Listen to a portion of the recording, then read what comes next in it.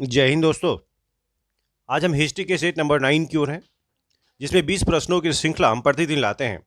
चलते हैं प्रश्न संख्या 1 की ओर। चगताई तुर्क शासन भारत में किस नाम से जाना जाता है?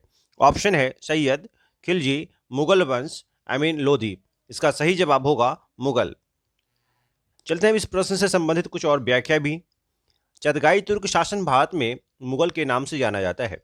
मुगल जो कि एक लैटिन शब्द है जिसका अर्थ होता है बहादुर। भारत में मुगल वंश का संस्थापक बाबर को माना जाता था।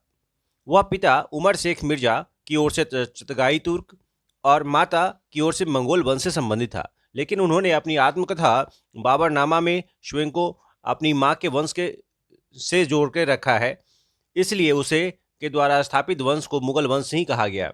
अच्छा, पानीपत के युद्ध के बाद बाबर ने भारत में विजय की एक शुरुआत कर दी थी। तो इतनी सारी जानकारी इस प्रश्न से संबंधित रखे। चलते प्रश्न संख्या 2। पानीपत का द्वितीय युद्ध कब हुआ था? ऑप्शन है 4 नवंबर 1556 ईस्वी को, 5 नवंबर 1556 ईस्वी को, 6 नवंबर 1556 ईस्वी में, इनमें से कोई नहीं। इसका सही जवाब होगा, याद रखें, 5 नवंबर। क्या याद रखेंगे? 5 नवंबर 1556। पानीपत का दूसरा युद्ध 5 नवंबर 1556 ईस्वी को हुआ था। यह युद्ध अकबर और हेमू के बीच हुआ था। अकबर की विजय हुई थी। आप याद रखें, आंख में तीर लगने के कारण ही हेमू का पराजय हुआ था। तो इतनी सारी जानकारी इस प्रश्न से संबंधित रख सकते हैं। प्रश्न संख्या 3। मिर्जा गालिब किस सम्राट के समय में था? ऑप्शन है अकबर, बहादुर शाह द्वितीय, जहांगीर, अकबर द्वितीय। इसका सही जवाब होगा बहादुर शाह द्वितीय। आप याद रखें ऑप्शन नंबर 2 बी, जो कि बिल्कुल सही है। तो इस प्रश्न से संबंधित और भी जानकारी, बहादुर शाह द्वितीय, जिसको जाफर के नाम से भी जानते हैं, उसको उपाधि दी गई थी, अंतिम मुगल सम्राट था। इसी के समय में मिर्जा गालिब भी थे, जो कि एक बहुत ही प्रसिद्ध उर्दू शायर थे। तो इतनी सारी जानकारी इस प्रश्न से संबंधित रखें। प्रश्न संख्या 4। निम्नलिखित में से कौन सही सुमेलित है? ऑप्शन ए नहीं, मतलब आपको देखना है कि कौन सा मैच सही किया हुआ है। तो अकबर के सामने विलियम हॉकिंस है, जहांगीर, रॉल्फ पीच, गलत है, Shah Jahan, Thomas Roe, no no, Aurangzeb, Manucci, हाँ यह बिल्कुल सही है। इसका ऑप्शन नंबर डी जो है, यह ऑप्शन डी जो है सही सम्मिलित है। अच्छा, इससे प्रश्न से संबंधित कुछ हम विस्तार से जानने की कोशिश करते हैं। मुगल दरबार में जाने वाला प्रथम अंग्रेज कैप्टन हॉकिंस था, जो जेम्स प्रथम के राजदूत के रूप में 1609 ईस्वी में जहांगीर के दरबार में आया था। 1615 ईस्वी में सम्राट जेम्स प्रथम ने सर टॉमस श्रो को अपना राजदूत भी बनाया। मुगल सम्राट जहांगीर के दरबार में भेजा गया। आपको बता दूं, मनुची मुगल सम्राट औरंगजेब के दरबार में आया था। इस तरह से इसका सही जवाब होगा औरंगजेब, मनुची। तो प्रश्न संख्या 5। शेर शाह का मकबरा कहाँ स्थित है? ऑप्शन है फतेहपुर सीकरी, सासाराम, आगरा, दिल्ली। शेर शाह का मकबरा कहाँ स्थित है? इसका सही जवाब होगा सासाराम में, ऑप्शन नंबर बी। तो इस प्रश्न से संबंधित और भी जानकारी आप रखें कि शूर शासक साम्राज्य का संस्थापक अफगान वंशीय शेर शाह सूरी, जिनका जन्म 1472 ईस्वी में होशियारपुर में हुआ था, इनके बचपन का नाम फरीद खां था। शेर शाह की मृत्यु कलिंजर किले को जीतने के क्रम में ही हुई थी। इनका मकबरा सासाराम में झील के बीच ऊंचे टीले पर निर्मित किया गया है। तो इतनी सारी जानकारी इस प्रश्न से संबंधित आप रख सकते हैं। प्रश्न संख्या 6। जोधाबाई महल स्थित है, यानी कहाँ स्थित है, यह पूछना चाह रहा है। ऑप्शन है फतेहपुर सीकरी में, दिल्ली में, अजमेर में, पानीपत में। इसका सही जवाब होगा, याद रखें, फतेहपुर सीकरी में, ऑप्शन ए, जो कि बिल्कुल सही है। तो इस प्रश्न से संबंधित और भी जानकारी आप रखें। जोधाबाई महल फतेहपुर सीकरी में अकबर के द्वारा बनवाया गया था। यह एक आयताकार भवन है, जिसकी लंबाई और चौड़ाई का जो एक डायमेंशन कहें, 320 फीट लंबा और 215 फीट चौड़ा है। चलिए, तो इससे चलते हैं अगले प्रश्न की ओर। प्रश्न संख्या 7। हमीदा बानो बेगम पत्नी थी अकबर की, हुमायूं की, बाबर की, शेरशाह की। इसका सही जवाब होगा हुमायूं। याद रखें, हुमायूं की पत्नी थी हमीदा बानो बेगम। इस प्रश्न से संबंधित और भी जानकारी, निर्वासन के समय हुमायूं ने हिंदाल के आध्यात्मिक गुरु फारसवासी शिया और मीर बाबा दोस्त उर्फ मीर अली अकबर जामी की पुत्री हमीदा बेगम से 29 अगस्त 1547 को निकाह कर लिया। समय के साथ हमीदा से ही अकबर जैसे महान सम्राट का जन्म भी हुआ था। तो इतनी सारी जानकारी इस प्रश्न से संबंधित रख सकते हैं। प्रश्न संख्या 8, भारत में सर्वप्रथम आने वाले यूरोपीय कौन थे? ऑप्शन है फ्रांसीसी, ब्रिटिश, पुर्तगाली, स्पेनिश। इसका सही जवाब होगा, याद रखें, पुर्तगाली। हमारे डिस्क्रिप्टिव वाले पार्ट में इस तमाम प्रश्नों के जो है ना चर्चा हमने क्या रखी है। चलिए, तो इसका सही जवाब होगा पुर्तगाली, ऑप्शन नंबर सी, जो कि बिल्कुल सही है। तो इसके बारे में और इससे विस्तार से भी जानते हैं। पुर्तगाली भारत में सर्वप्रथम आने वाले यूरोपीय थे। पुर्तगाल का निवासी वास्को डी गामा यानी पहला यूरोपीय व्यक्ति था जिसने 17 मई 1498 को आशा अंतरिक्ष होते हुए, जिसको हम केप ऑफ गुड होप बोलते हैं नहीं, भारत के कालीकट समुद्र तट के किनारे उतरा था। वह पुर्तगाल के शासक के प्रतिनिधि के रूप में भारत आया था। कालीकट के राजा जमोरी ने उसका भव्य स्वागत भी किया था। तो इतनी सारी जानकारी इस प्रश्न से संबंधित आप रख सकते हैं। प्रश्न संख्या 9, 1773 का रेगुलेटिंग एक्ट द्वारा स्थापित गवर्नर जनरल की परिषद में सदस्य कौन नहीं था? ऑप्शन है मानसन, क्लेवरिंग, वारवेल, फ्रांसिस। इसका सही जवाब होगा फ्रांसिस। तो इस प्रश्न से संबंधित और भी जानकारी आप रख सकते हैं। 1773 ईस्वी के रेगुलेटिंग एक्ट द्वारा स्थापित गवर्नर जनरल की परिषद में पार्षद फिलिप, क्लेवरिंग, मानसन और वारवेल सदस्य थे। इस एक्ट के तहत बंगाल में एक प्रशासक मंडल बनाया गया था जिसमें गवर्नर जनरल, जिसको अध्यक्ष के रूप में हम लोग मानते हैं, तथा 4 पार्षद नियुक्त किए जाते थे। इस मंडल में बहुमत से निर्णय हुआ करता था और अध्यक्ष केवल मत बराबर होने की स्थिति में निर्णायक मत दिया करता था। फिलिप, फ्रांसिस और वारेन हेस्टिंग्स का आपसी मतभेद यह काफ़ी दिनों तक चलता रहा। तो इतनी सारी जानकारी इस प्रश्न से संबंधित अपने पास आप रख सकते हैं।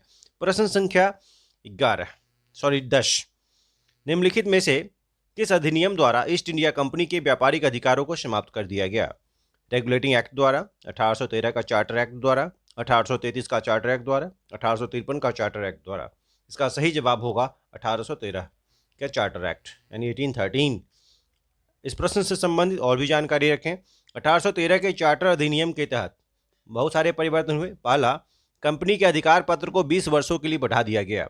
दूसरा, कंपनी के भारत के साथ व्यापार करने के एकाधिकार को छीन लिया गया और उसे चीन के साथ व्यापार एवं पूर्वी देशों के साथ चाय के व्यापार के संबंध में 20 वर्षों के लिए एकाधिकार प्राप्त रहा। तीसरा, कुछ सीमाओं के अधीन सभी ब्रिटिश नागरिकों के लिए भारत के साथ व्यापार खोल दिया गया। तो इतनी सारी जानकारी आप इस प्रश्न से संबंधित रख सकते हैं। प्रश्न संख्या 11, भारत का नेपोलियन किसकी उपाधि है? चंद्रगुप्त मौर्य की, रामगुप्त की, समुद्रगुप्त की, बुद्धगुप्त की। इसका सही जवाब होगा समुद्रगुप्त। बहुत महत्वपूर्ण क्वेश्चन है। अब इस प्रश्न से संबंधित और भी जानकारी। समुद्रगुप्त को भारत का नेपोलियन कहा जाता है। समुद्रगुप्त की उपलब्धियों का जो विवरण हमें प्रयाग प्रशस्ति से मिलता है उसमें आर्यावर्त के राजाओं का उन्मूलन तथा सुदूर दक्षिण के राज्यों की विजय उसकी उत्कृष्ट सैनिक प्रतिभा के परिचायक के रूप में जाना जाता है। इतिहासकार स्मिथ ने समुद्रगुप्त की वीरता पर मुग्ध होकर उसे भारत का नेपोलियन कहा है। उसकी एक उपाधि अप्रतिरथ भी मिलता है। याद रखिए, अप्रतिरथ यह भी एक उपाधि है समुद्रगुप्त की, इतना ध्यान रखें। प्रश्न संख्या 12, सिकंदर ने भारत पर आक्रमण कब किया? ऑप्शन है 370 ईसा पूर्व, 275 ईसा पूर्व, 327 ईसा पूर्व, 400 ईसा पूर्व। इसका सही जवाब होगा 327 ईसा पूर्व। इस प्रश्न से संबंधित और भी जानकारी रखें। हखमनी साम्राज्य का विनाश करने के पश्चात सिकंदर ने उसके सबसे पूर्वी भाग में स्थित वल्ख, जिसको बैक्ट्रिया के नाम से जानते हैं, बैक्ट्रिया के प्रांत में एक उपनिवेश की स्थापना की थी। इसी स्थान से उसने भारत विजय के लिए कूच किया। 327 ईस्वी पूर्व में सिकंदर ने सिंधु नदी को पार कर भारत भूमि पर कदम रखा था। तो इस प्रश्न से संबंधित इतनी जानकारी आप अपने पास रख सकते हैं। प्रश्न संख्या 13, चरक किस शासक के दरबार में थे रहते थे? ऑप्शन है कनिष्क, बिंबिसार, चंद्रगुप्त द्वितीय, विक्रमादित्य और अशोक। इसका सही जवाब होगा, याद रखें, कनिष्क। इसका सही जवाब होगा कनिष्क। तो इस प्रश्न से और भी संबंधित जानकारी आप रख सकते हैं। कनिष्क जो था विद्या का उदार संरक्षक था। उसके दरबार में उच्च कोटि के विद्वान और दार्शनिक निवास किया करते थे। कनिष्क के दरबार में आयुर्वेद के विख्यात विद्वान चरक निवास करते थे। वे कनिष्क के राजवैद्य भी थे, जिन्होंने चरक संहिता की रचना की। याद रख लेना कि यह जो है औषधि शास्त्र से संबंधित सबसे प्राचीनतम ग्रंथ के रचना के रूप में जानी जाती है। तो इतनी सारी जानकारी आप इस प्रश्न से संबंधित आप रख सकते हैं। प्रश्न संख्या 14, प्रथम तराइन का युद्ध कब हुआ था? ऑप्शन है 1191 ईस्वी, 1193 ईस्वी, 1192 ईस्वी, 1195 ईस्वी। इसका सही जवाब होगा तराइन का प्रथम युद्ध 1191 ईस्वी में हुआ था। इस प्रश्न से संबंधित और भी जानकारी, पृथ्वीराज चौहान तृतीय तथा मोहम्मद गोरी के बीच 1191 ईस्वी में भटिंडा के निकट तराइन का प्रथम युद्ध हुआ था। इस युद्ध में मोहम्मद गोरी की पराजय हुई थी। आपको मैं बता दूं, हमीर महाकाव्य के अनुसार पृथ्वीराज ने मोहम्मद गोरी को कैद कर लिया था, लेकिन उत्साहपूर्वक उसे छोड़ भी दिया गया। तो इतनी सारी जानकारी इस प्रश्न से संबंधित आप रख सकते हैं। प्रश्न संख्या 15, विजयनगर राज्य की स्थापना किसने की थी? ऑप्शन है राम राजा, हरिहर और बुक्का, देवराय प्रथम, विरूपाक्ष प्रथम। इसका सही जवाब होगा हरिहर एवं बुक्का। इस प्रश्न से संबंधित और भी जानकारी आप अपने पास रख सकते हैं। सन 1336 ईस्वी में भारत के दक्षिणी पश्चिमी तट पर विजयनगर राज्य की स्थापना करने का श्रेय हरिहर और बुक्का नाम के दो भाइयों को ही जाता है। आप याद कर जाएं, विजयनगर का प्रथम शासक हरिहर प्रथम था, जो 1336 से 1356 ईस्वी तक शासन किया। उसकी प्रारंभिक राजधानी अनेगोंदी तथा बाद में विजयनगर राजधानी के रूप में बनाया गया था। तो इतनी सारी जानकारी आप प्रश्न से संबंधित रख सकते हैं। प्रश्न संख्या 16, निम्नलिखित घटनाओं को कल लिखा हुआ है, कल नहीं, काल अनुक्रम की दृष्टि से सजाइए। यानी कौन पहले हुआ था। आपको इसके लिए सबसे पहले याद होना चाहिए कब हुआ था। याद कर लीजिए आप, तराइन का युद्ध प्रथम युद्ध अभी मैंने बताया था, तो 1191 1191 राइट है ना। तो यह आया था। राजधानी हस्तांतरण 1327 मोहम्मद तुगलक के द्वारा, 1327 1327 राइट है ना। और तीसरा तैमूर का 1398 1398 है, 1398 याद कीजिए है ना। और कुतुब मीनार के निर्माण 1199 आप याद है, कुतुबुद्दीन ऐबक के द्वारा किया गया था, लेकिन उसे पूरा इल्तुतमिश के द्वारा करवाया गया। तो इस तरह से आप समझ सकते हैं। ऑप्शन ए पहले होगा, फिर डी होगा, उसके बाद बी होगा और C. A D B C is the right one. A D B C अगर ऑप्शन आता है तो इस तरह से हम इसको बता पाएंगे। तो उम्मीद करता हूँ कि समझ में आ गया होगा। चलिए प्रश्न संख्या 17, मुतखब उद तवारिख पुस्तक के लेखक के नाम है? मिर्जा मोहम्मद कासिम, अब्दुल कादिर बदायूनी, इनायत खान, अबुल फजल। इसका सही जवाब होगा अब्दुल कादिर बदायूनी। इस प्रश्न से संबंधित और भी जानकारी, अब्दुल कादिर बदायूनी का जन्म 21 अगस्त 1540 को जयपुर में एक टोडा भीम नामक स्थान में हुआ था। उसने शेख हातिम शंभली एवं शेख मुबारक नागौरी के अंतर्गत शिक्षा प्राप्त की थी। वह उच्च कोटि का लेखक एवं अनुवादक था।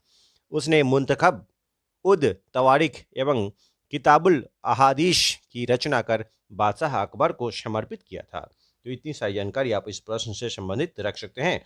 प्रश्न संख्या 18, ब्लैक होल जिसको काल कोठरी बोलते हैं की दुर्घटना कब घटित हुई थी, यानी कब हुई थी? ऑप्शन है 21 जून 1756, 20 मई 1756, 20 जून 1756, 19 जून 1756। इसका सही जवाब होगा 20 जून 1756। इस प्रश्न से संबंधित और भी जानकारी, बंगाल के नवाब की आज्ञा के विरोध में यानी बगैर अंग्रेजों ने कलकत्ता में फोर्ट विलियम की किलाबंदी कर ली थी। नवाब ने 15 जून 1756 को फोर्ट विलियम को घेर लिया और कुल 146 अंग्रेज को बंदी बना लिया गया। 20 जून 1756 को एक कोठरी जो कि बहुत ही छोटी थी में बंद कर दिए गए। दूसरे दिन सिर्फ 23 व्यक्ति ही जीवित बचे थे। इसी को ब्लैक होल घटना कहा गया है। इस घटना के प्रत्यक्षदर्शी जो थे वह गवाह हॉलवेल को समझा गया है। तो इतनी सारी जानकारी इस प्रश्न से संबंधित आप रख सकते हैं। प्रश्न संख्या 19, दक्षिण के नासूर को किसको बर्बाद कर दिया? ऑप्शन है अकबर, अलाउद्दीन खिलजी, शाहजहां, औरंगजेब। इसका सही जवाब होगा औरंगजेब। याद रखिए औरंगजेब, ऑप्शन नंबर डी। अच्छा, इस प्रश्न से संबंधित और भी जानकारी आप रख सकते हैं। 1682 ईस्वी में अपने पुत्र अकबर द्वितीय का पीछा करते हुए औरंगजेब दक्षिण भारत तक पहुंचा। उसके पश्चात उसे उत्तरी भारत में आने का अवसर प्राप्त नहीं हुआ। दक्षिण भारत औरंगजेब का कब्रिस्तान सिद्ध हुआ। इस घटना को औरंगजेब के जीवन का नाशूर कहा जाता है। तो याद रखिए, इस प्रश्न से इतनी सारी जानकारी आप रख सकते हैं। प्रश्न संख्या 20, अकबर के दरबार का एक विख्यात हिंदी कवि कौन था? ऑप्शन है बीरबल, अब्दुल रहीम, राजा भगवान दास, राजा मान सिंह। याद रखिए, इसका सही जवाब होगा अब्दुल रहीम। इस प्रश्न से संबंधित और भी जानकारी, अकबर के युग में हिंदी केवल हिंदुओं की धरोहर नहीं थी, बल्कि इन पर मुसलमानों का भी अधिकार था। उनकी रचनाएं भी बहुत आश्चर्यजनक थी। फारसी, अरबी, तुर्की, हिंदी, संस्कृत में समान मर्मज्ञ अब्दुल अब्दुल रहीम खान खाना सबसे प्रमुख थे। हिंदी काव्य का कोई इतिहास का जो खान खाना के सम्मान के उल्लेख के बिना अपूर्ण है। रहीम के दोहे आज भी प्रचलित हैं, इसलिए इसका सही जवाब क्या होगा? अब्दुल रहीम। याद रखें। तो अब बारी आती है प्रीवियस होमवर्क क्वेश्चन की। मैंने प्रश्न पूछा था, जयपुर शहर का संस्थापक कौन था? ऑप्शन थे चूड़ामन, राजा सवाई जयसिंह, राजा उदय सिंह, राजा मान सिंह। इसका सही जवाब होगा सवाई जयसिंह, यानी ऑप्शन नंबर बी। हमारे बहुत सारे दोस्तों सहयोगियों ने सही जवाब भेजा है, थैंक यू उनका। और अब बारी आती है आज के होमवर्क क्वेश्चन की। वाकियात ए बाबरी क्या है? ऑप्शन है बाबर के अरमानों का संग्रह, बाबर का जीवन चरित्र, बाबरनामा नाम से चर्चित बाबर की आत्मकथा, बाबर द्वारा रचित छंदों का संग्रह। उम्मीद करता हूं आप लोग समय से इसका आंसर भेज देंगे। Thank you so much. You have to keep watching.